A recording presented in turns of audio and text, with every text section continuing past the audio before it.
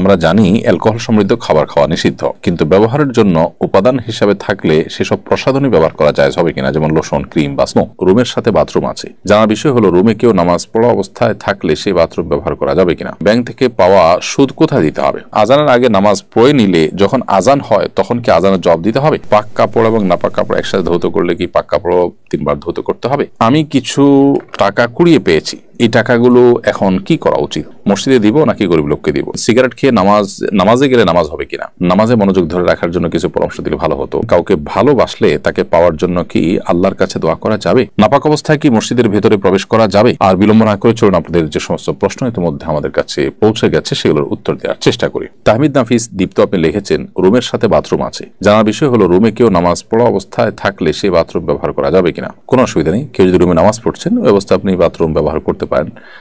রুমে একজন নামাজ পড়ছেন মানে এই না যে আপনি রুমে টয়লেট ইউজ করতে পারবেন না, বাথরুমের দরজা খুলতে পারবেন না, এরকম কোনো নিষেধাজ্ঞা নেই। আব্দুল সামাদ আপনি লিখেছেন, ব্যাংক থেকে পাওয়া সুদ কোথায় দিতে হবে? ব্যাংক থেকে সুদ যদি অটোমেটিক চলে আসে তাহলে সেক্ষেত্রে সেটা গরিব দুঃখী অভাবী মানুষদেরকে দান করে দিবেন সওয়াব নিয়ত করা ছাড়া। যেহেতু ব্যাংকের এই সুদ তার প্রকৃত প্রাপককে তাকে খুঁজে বের করে ফেরত দেওয়া সম্ভব না, সেজন্য এই কাজটি আপনি করবেন। আর যদি শুধু ব্যাংকে লেনদেন না করার সুযোগ থাকে, অপশন থাকে, তাহলে সেটাকেই আপনার গ্রহণ করা উচিত।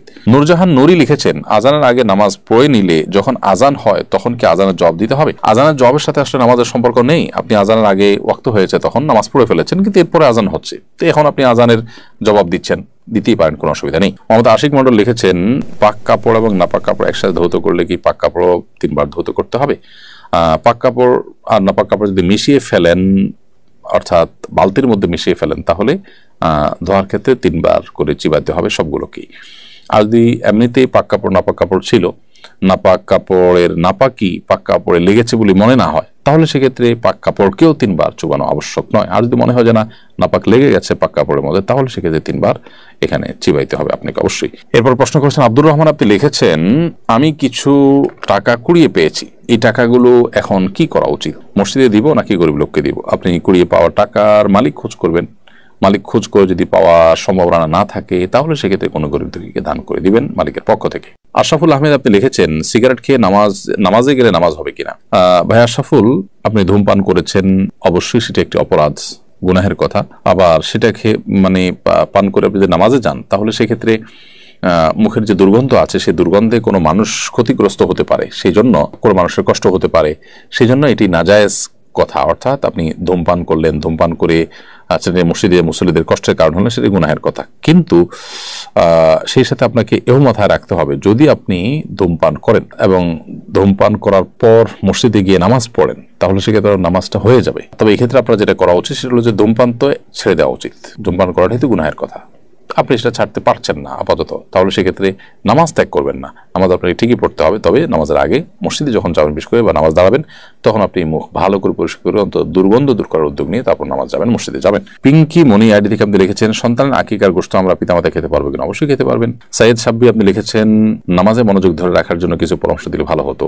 আপনি সবচেয়ে বড় পরামর্শ আমি যেটা দেবো আপনাকে সেটা হলো যে তাড়াহুড়ো করে নামাজ না পড়ে যত লম্বা সময় নিয়ে সম্ভব সেটা নামাজ পড়েন, কি পড়েন নামাজের মধ্যে সেগুলো বুঝে পাওয়ার চেষ্টা করেন। আবু সুফিয়ান লিখেছেন, আমি হোস্টেলে থাকি, নানান সময় খাবার খারাপ হলে তা ফেলে দিই, এটিকে অপচয় হবে? অপচয় হলে এটার জন্য কে দায়ী থাকবে? ভাই আবু সুফিয়ান, হোস্টেলে থাকা অবস্থাতে আপনি ছাত্র মানুষ, সেখানে খাবার খারাপ হলেই যদি আপনি ফেলে দেন তাহলে সেক্ষেত্রে সেটা অবশ্যই অপচয় হবে, বিশেষ করে ড্রেনে ফেলে দিলে। যদি আপনি খাবারের উপযোগী মনে না করেন, অন্য কাউকে দিতে পারেন, যদি সেরকম কেউ নেয়ার মতো না থাকে, সবারই আছে হোস্টেলে বন্ধুরা, তাহলে সেক্ষেত্রে এটা এমন কোথাও ফেললেন যেখান থেকে অন্য কোনো প্রাণীরা খাবার হিসাবে গ্রহণ করলেন, তাহলে সেটি ভিন্ন কথা হবে। রাজু ইসলাম রাজু লিখেছেন, কাউকে ভালোবাসলে তাকে পাওয়ার জন্য কি আল্লাহর কাছে দোয়া করা যাবে? ভাই রাজু ইসলাম, কাউকে যদি আপনি ভালোবাসেন, কাউকে পছন্দ করেন, বিয়ের আগে যে পছন্দ করাটা, এই পছন্দ করা এক জিনিস আর ভালোবাসা আরেক জিনিস। পছন্দ করলেন সেটিতে হতেই পারে, তাহলে আল্লাহর কাছে বললেন যে আল্লাহ অমুককে আমার কাছে দিনদার মনে হয়, আমি তাকে পেতে চাই। আপনি দোয়া করতে পারেন, কিন্তু তার চেয়ে উত্তম দোয়া, আদর্শ দোয়া হলো যে আল্লাহ যদি তাকে পাওয়ার মধ্যে আমার কল্যাণকর হয় আপনি ব্যবস্থা করে দিন, আর না হলে আমার মন থেকে তাকে দূর করে দিন। এটি হলো সবচেয়ে আদর্শ দোয়া, সবচেয়ে সঠিক দোয়া। কারণ আপনি যাকে পাওয়াটাকে গুরুত্বপূর্ণ মনে করছেন, ভালো মনে করছেন, তাকে পাওয়াটা গুরুত্বপূর্ণ নাও হতে পারে, আপনার জন্য বরং ক্ষতিকরও হতে পারে, সেই বিষয়টি আমাদের মাথায় থাকতে হবে। আর বিবাহের আগে এই তথাকথিত ভালোবাসা কারোর প্রতি, এটা হারাম। অতএব পছন্দ হওয়া কোনো কারণে তার সম্পর্কে জানলেন, জানার সুযোগ হয়েছে, কাকতালীয়ভাবে জেনেছেন, সেই জায়গা থেকে আপনি তাকে পছন্দ করেন, সেটা ভিন্ন বিষয়। কিন্তু তাকে রীতিমতো ভালোবাসেন, স্বামী স্ত্রীকে যেরকম ভালোবাসে সেরকম ভালোবাসেন, তাকে ফিল করেন, এবং আপনি এই পছন্দ হওয়াটাকে আরো ডিপ লেভেলে নিয়ে গেছেন, তো সেটা অবশ্যই গুনাহের কথা, সেটা কিন্তু জায়েজ নয়। নাপাক অবস্থায় কি মসজিদের ভেতরে প্রবেশ করা যাবে? কেউ যদি ফরজ গোসল অবস্থায় হয় তাহলে তিনি মসজিদে প্রবেশ করতে পারবেন না। বাকি ওযু নেই এমত অবস্থায় মসজিদে ঢুকলেও সেটি ফরজ গোসল অবস্থায় মসজিদে ঢুকা যেরকম অপরাধ, জঘন্য অপরাধ, গুনাহ, সরাসরি নিষিদ্ধ, সেরকম নিষেধ হবে না। তবে ওযু করে পবিত্র অবস্থায়, অর্থাৎ ওযু অবস্থাতে মসজিদে অবস্থান করা উচিত, এটা মসজিদের আদব, মসজিদের শিষ্টাচার। আর ফরজ গোসল অবস্থাতে মসজিদে অবস্থান করা তো জায়েজ নয়। যদি কেউ ইতিকাফরত থাকেন, গোসল ফরজ হয়, দ্রুততার সাথে তিনি ফরজ গোসল করে তারপর আবার মসজিদে তিনি প্রবেশ করবেন। আর গোসল ফরজ হলে সে অবস্থাতে তিনি মসজিদে প্রবেশ করবেন না, কারণ মসজিদ এটি পবিত্র জায়গা এবং পবিত্র লোকদের জন্য বিধায় এ ধরনের অপবিত্রতা এটা নিয়ে মসজিদে প্রবেশ করা গুনাহের কাজ। গেমিং উইথ রানা আপনি লিখেছেন আইডি থেকে, বিয়ের সঠিক বয়স কত? দেখুন, বিয়ের সঠিক বয়স ইসলাম শরিয়া কোনো ফিক্স করে দেয়নি যে এত বছর বয়স হলে তারপর বিয়ে করা যাবে, বা এর আগে করা যাবে না, বা এর পরে করা যাবে না। বিয়ের বয়সটাকে ইসলাম উন্মুক্ত রেখেছে। যার যখন বিয়ে করার প্রয়োজন দেখা দিবে তার জন্য তখন বিয়ে করা শরীয়ত আবশ্যক করেছে, যদি তার বিয়ে না করলে গুনাহে লিপ্ত হন, বিয়ে করার সামর্থ্য থাকে। বিশেষ করে তরুণ বয়সে ইসলাম বিবাহ করতে উৎসাহিত করেছে, কিন্তু এর কোনো সময়সীমা ঠিক করে দেয়নি শরীয়ত।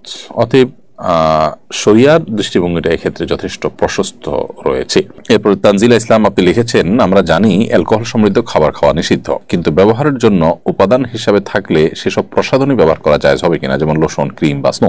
তানজিলা ইসলাম, আমরা যে সমস্ত প্রসাধনী ব্যবহার করি, এই প্রসাধনীগুলোতে অনেক প্রসাধনীতে হারাম উপাদান রয়েছে যেগুলো ব্যবহার করা আমাদের জন্য জায়েজ নয়। ইহুদিদের যে সমস্ত প্রতিষ্ঠানগুলো আছে, এই প্রতিষ্ঠানগুলোর ভিতরে সবচেয়ে বেশি প্রতিষ্ঠান হলো এই প্রসাধনী রিলেটেড, তাদের মালিকানাধীন প্রতিষ্ঠানগুলো আপনি যদি গুগলে সার্চ করেন দেখবেন যে প্রসাধনীর ব্যাপারে তাদের আগ্রহ অনেক বেশি এবং ইনভেস্টমেন্ট অনেক বেশি। এখানে হারাম উপাদান খুব সূক্ষ্মভাবে মেশানো হয়, শুকরের অনেক কিছু থাকে যেগুলো আসলে আমরা অনেকে জানিও না।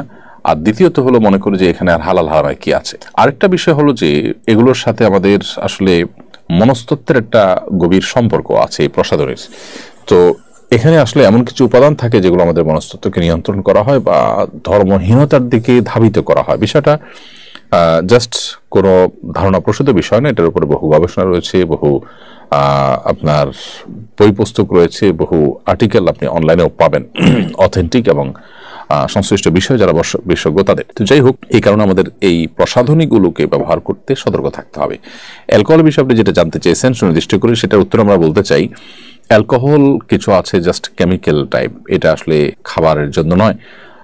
সেটা যদি থাকে তাহলে সেটা ব্যবহার করাকে আরব উলামায়ে কেরাম জায়েজ বলেছেন, সৌদি আরবের উলামায়ে কেরাম জায়েজ বলেছেন। শেখ মোহাম্মদ সালেহ আল মুনাজ্জিদ হাফিজাহুল্লাহ ইসলাম কিউএতে এবং অন্যান্য উলামায়ে কেরাম তারা এটিকে জায়েজ বলেছেন, বিকজ এটি আসলে পান করার যে অ্যালকোহল, মাদক, সেটি তার আওতায় নয়, এটি জাস্ট একটা কেমিক্যাল এবং এটি পান উপযোগী না।